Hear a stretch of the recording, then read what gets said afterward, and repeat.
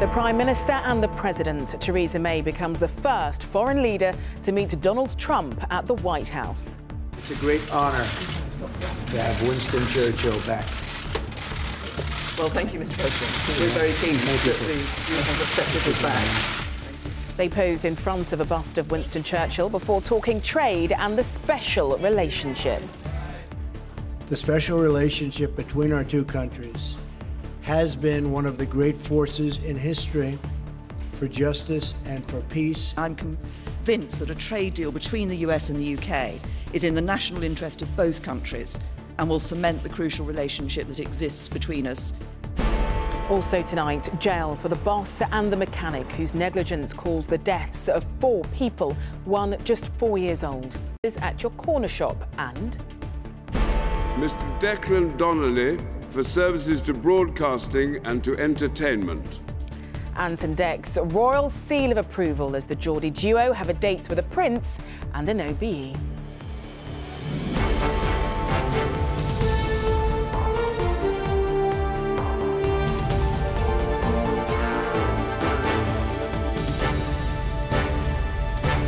This is the ITV Evening News with Charlene White. Good evening. Theresa May is tonight in the White House holding a historic meeting with President Trump. In the Oval Office, the leaders warmly shook hands, posing symbolically in front of a bust of Sir Winston Churchill. In a joint news conference, they were upbeat and spoke of the importance of the special relationship. Mr. Trump said a free and independent Britain was a blessing. And Mrs. May said the new president had agreed to hold a state visit to the UK this year. Our Washington correspondent Robert Moore has the latest. In the last few minutes, the President used a phrase the Prime Minister will relish, and he spoke of Britain's new journey outside of the EU. Today, the United States renews our deep bond with Britain, military, financial, cultural, and political. We have one of the great bonds. We pledge our lasting support to this most special relationship. Together, America and the United Kingdom are a beacon for prosperity and the rule of law. That is why the United States respects the sovereignty of the British people and their right of self-determination. A free and independent Britain is a blessing to the world, and our relationship has never been stronger. Thank you very much, Mr. President. And can I start by saying that I'm so pleased that I've been able to be here today, and thank you for inviting me so soon after your inauguration. And I'm delighted to be able to congratulate you on what was a stunning election victory. And as you say, the invitation is an indication of the strength and importance of the special relationship that exists between our two countries, a relationship based on the bonds of history, of family, kinship, and common interests. And in a further sign of the importance of that relationship, I have today been able to convey Her Majesty the Queen's hope that President Trump and the First Lady would pay a state visit to the United Kingdom later this year, and I'm delighted that the President has accepted that invitation. As the Prime Minister's cavalcade pulled up to the White House, there is no doubt this amounts to the most unpredictable Anglo-American encounter for decades. But both leaders have a stake in this meeting being smooth and productive. Theresa May needs the special relationship to be an anchor in a post-Brexit world. Donald Trump wants to show he can nurture a key ally. If the Prime Minister was bracing herself for the unexpected, in the end, the two leaders simply posed in front of the small bust of Sir Winston Churchill, which the President brought back to prominence in the Oval Office. A symbolic move that heartened Downing Street. This is the original, folks. This is the original in many ways. In many ways. And it's a great honor to have Winston Churchill back. Well, thank you, Mr. President. We're very pleased that you have accepted us back. Thank you. But even as the President and the Prime Minister continued that conversation behind closed doors, the United States lurched into an extraordinary war of words with another ally, Mexico. With his executive orders on the wall, which Trump insists Mexico must pay for, there is outrage south of the border and talk of a trade war. This playing guy, Trump, has brought back a very strong Mexican spirit, and we're ready for the trade war. We're ready, of course, for not paying that wall. The president's belief that the torture of terrorism suspects is effective is deeply problematic for the Prime Minister, compounded by the fact that Trump repeated that point again last night. I will tell you, though, it works. And I just spoke to people who told me it worked, and that's what they do. Theresa May started her morning at Arlington National Cemetery, laying a wreath at the tomb of the unknown soldier. The backdrop was intended to remind the new administration of shared sacrifices on the battlefield, and of her view that American leadership around the world is needed more now than ever before. That Oval Office meeting had opportunity and risk written all over it. It certainly appears to have provided the Prime Minister with the words of support she wanted. Well, that news conference that Robert mentioned has just finished, and he joins us now. Robert, both leaders very upbeat about their first meeting. Yes, I think Downing Street, I think the Prime Minister will be absolutely thrilled with the tone of that meeting. I mean, the President began it by reminding people that his mother was born in Scotland and by implication that he's a great Anglophile. And he also made some significant concessions. He appeared to walk back his comments on torture in the sense that he said he almost certainly expected his Defense Secretary to contradict him and to overrule him, implying that America wouldn't engage in torture. And on Russia, he said, look, he's going to speak to President Putin this weekend, but he didn't say that he was going to, as has been widely reported here, lift sanctions on Moscow, something that clearly the Prime Minister would oppose. And I think from the Prime Minister's point of view, she stressed certainly how important the bilateral trade agreement would be for post-Brexit Britain. She said it would be 100% in the interests of both countries. So I think certainly after a few minutes after that press conference has wrapped up, both leaders will be very happy with the tone of it and the fact that there were no unexpected twists or turns. OK, Robert, thanks very much. Well, if you want to watch all of that press conference online, do search on Facebook for ITV News or go to the address below. Here, the mother of a 4-year-old girl killed by an out-of-control tipper truck has told a court that she's distraught. She can't hold her beautiful daughter again. Mitzi Steady was one of 4 people who died when the brakes on the 32-ton lorry failed on a steep hill in Bath. Today, the owner of the badly maintained truck and the mechanic who failed to spot faults were jailed for manslaughter. From court, Rupert Evening reports. In Mitzi Steady's home, they missed the love, laughter and singing. It went the day she died, hit by a 32-ton truck in Bath. The scar of the loss, said her mother, is with the family every day. We are bereft and emotionally distraught to be without our child. I still find it difficult to sleep and accept that Mitzi has died, that I can no longer hold her and protect her. That she had to suffer such a sudden, traumatic, senseless death, that I was not there with her and cannot be with my beautiful girl now. Steve Vaughan's widow, Sian, tearfully told the court of the horror of learning of his death.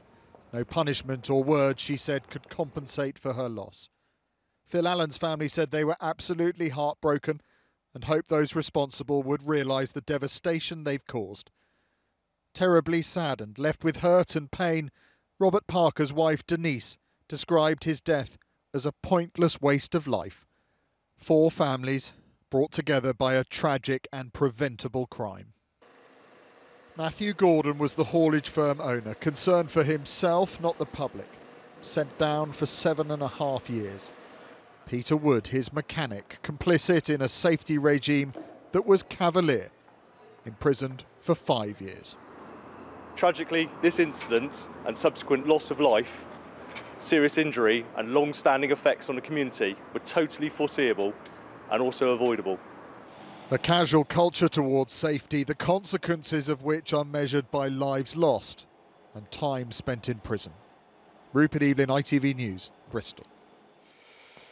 Police investigating historical allegations of abuse in football have arrested a man at a property in Cambridge. The man, who's in his 70s, is being held on suspicion of indecency with children and indecent assault. The inquiry into football's child sex abuse scandal now involves over 200 football clubs at all levels of the game. England's NHS crisis has seen a number of cancelled life-saving operations hit a record high. More than 4,000 urgent operations, such as heart surgery, were postponed last year, up by more than a quarter. Damon Green heard from one cancer patient in Nuneaton whose surgery has been cancelled twice and fears his disease may spread. Well, you're supposed to do 3 and take the average of 3. Bruce was diagnosed with cancer last March.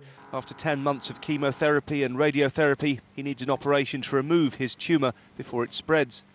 Twice since Christmas, that operation has been cancelled, the last time because there was no free bed for him to recover afterwards. It was devastating to be told that, no, you can't have the operation. And not because the theatre staff weren't available or anything else. It was purely because of a bed. Figures show that more than 4,000 operations were cancelled last year. That's an increase of 27% in 2 years. It reflects a winter that's posed huge problems for NHS staff, with trusts issuing more than 200 crisis alerts each week and diverting patients from overcrowded emergency wards. And that winter is far from over, with many hospitals struggling to free enough beds to treat every patient. Each of those cancellations has its effect. In the case of this couple, the fear cancer might spread. I didn't sleep the night before I went home. Yeah, terrible. Yeah,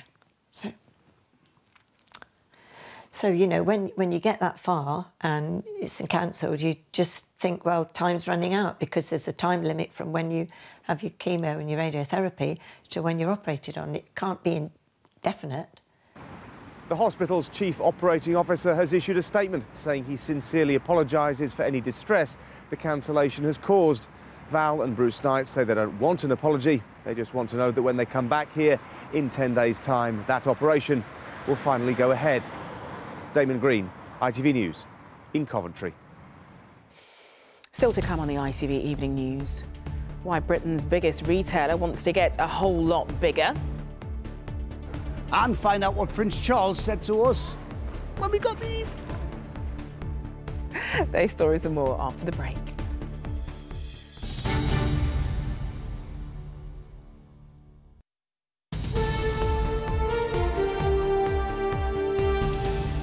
Welcome back. Tesco, Britain's biggest retailer, is about to become even bigger by merging with the country's largest food wholesaler. If the deal with Booker goes ahead, it'll create a food giant worth billions of pounds. But that's left many of the smaller shops who rely on Booker fearing for their future, as our consumer editor Chris Choi explains. Already a vast retail powerhouse, this supermarket has a plan to get even stronger. But a merger with Britain's biggest wholesaler also leads to an important question. Should Tesco be allowed to get this big? Today's new plan has stoked up some old fears from food producers. The bigger they are, the more bargaining power they got, and it all comes down to the supplier. It's frightening. It's really, you know, bad news for all suppliers, not just farmers, because it doesn't matter what you're producing. If you're producing it for a supermarket, they dictate the price they pay. Booker is Britain's biggest food wholesaler, with 1.3 million customers, including many independent shops that see Tesco as a rival. It also owns the Budgens, Londis and Premier brands. On the other side, Tesco, Britain's largest retailer, with over 3,500 stores and 310,000 workers. Today's plan would join them in a £3.7 billion deal. For 9 years, we've paid our dairy farmers more than it costs them to produce our milk. Tesco reassures customers it's not using its vast buying power to drive unfair deals from suppliers, but there are also concerns from some of its smallest retail rivals. What do you say to owners of small independent stores who now fear that you, their big rival, will essentially control their wholesale supplier? The things that we offer in terms of better service are things that can improve those independent retailers' ability to serve their customers. Combining the biggest food retailer with the biggest food wholesaler would be a game changer. So far, competition officials have been silent on the prospect, but few expect that to last long. Chris Choi, ITV News. Another Labour MP has quit the front benches after Jeremy Corbyn forced them to back the Brexit bill. Jo Stevens resigned as Shadow Welsh Secretary, saying she'll vote against the bill, reflecting her Cardiff constituents who wanted to remain in the EU. Well, our political correspondent Carl Dinnan is at Westminster for us. Carl, this is another blow for Mr Corbyn, isn't it? Yes, it certainly is. It's never good to lose someone from your shadow cabinet, and this is the first member, Jo Stevens is the first member of Mr Corbyn's shadow cabinet to resign over his order to MPs to back the Brexit bill. In her resignation letter, she said, "I believe that leaving is a terrible mistake, and I cannot reconcile my overwhelming view that to endorse the step that will make exit inevitable is wrong." So that makes 2 resignations in 2 days. A junior minister, Tulip Siddiq, resigned yesterday. Another 3 of the front bench team says they have already said they will rebel against Mr Corbyn on this, and 2 more from the shadow cabinet, Clive Lewis and Rachel Maskell, still aren't sure which way they'll go. Rachel Maskell told me earlier she wants to listen to what her constituents say first. Now, all of this does create a bit of a problem for Jeremy Corbyn, although even his critics say it's not necessarily his fault. I think he will find a way of getting these people back, but it points to a bigger problem. Labour's constituency is hopelessly split on Brexit. OK, Carl, thanks very much. Tennis, and Rafael Nadal has secured his place in the final of the Australian Open on Sunday, where he'll face Roger Federer. Nadal beat Bulgarian Grigol Dimitrov this morning in a match which lasted almost 5 hours. His meeting with Federer means for the first time in at least 50 years, all 4 men's and women's singles finalists will be over 30. Anton Deck proved they're the Britons with talent today, receiving OBEs for services to entertainment. The double act were given the honour by Prince Charles at Buckingham Palace. It follows more success at the National Television Awards on Wednesday, and they told Richard Pallow about their incredible week. What's not to like? A day out with your best friends at Buckingham Palace and a pair of matching OBEs to take home. Look at that. Pretty smart? Oh, we're honestly thrilled. Thrilled. Over the moon. What a day. What's it like to get an OBE for services to entertainment? It's a daft thing to say. It's a tough thing to hear.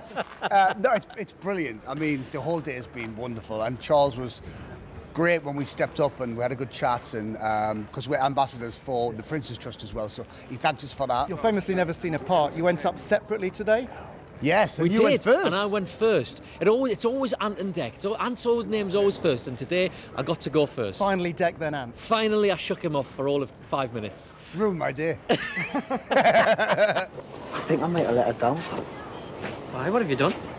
Anthony McPartlin and Declan Donnelly first appeared together in children's drama series Biker Grove. It's the 300th Bush Tucker trial. But now in entertainment circles, they are the royalty. This week being named Best TV Presenters for an astonishing 16th year in a row. Ant and Deck. It's mad. I mean, look, the whole week's just a bit crazy, if I'm honest with you. So, and it's back to work tomorrow on Britain's Got Talent, so we've got no time to kind of sit and enjoy. Apart from today. We are going to take these to show Simon Cowell, because I don't think he's got one. Oh, he hasn't, has he? No, so we're going to take these, just to rub his nose in it a little bit. Look at that, Cal. There you are. That's as close as he's going to get. Richard Pallow, ITV News, Buckingham Palace. Now, before we go, an update on our top story. Theresa May's historic meeting with President Trump. Our political editor, Robert Peston, was at their joint news conference a little earlier and joins us now from the White House. So, Robert, what have we learnt today about that special relationship? Well, I thought the important statement by Theresa May was that Donald Trump had made a 100% commitment to NATO, is what she said. Now, he didn't actually confirm that, but I assume those words were agreed. It means that an organisation vital to our security and our defences is going to be supported by the new president. Other than that, he looked right at home, very relaxed. He was a little bit tense. Probably my favourite moment was when he said, I'm a people person, and I think Theresa May is a people person too. She looks a little bit nervous. It's not really an expression I think she would ever choose to use about herself. The thing he really loved, however, was the invitation that she made on behalf of Her Majesty the Queen for a proper state visit. I have to say that I think that although he loved that, there are risks for the UK. I would not be at all surprised if there aren't some very big demonstrations when he comes over. But for now, it's all sweetness and light. Robert, thanks very much. OK, that's it from us. Nina Hussain will be here at 10. But from us here, goodbye.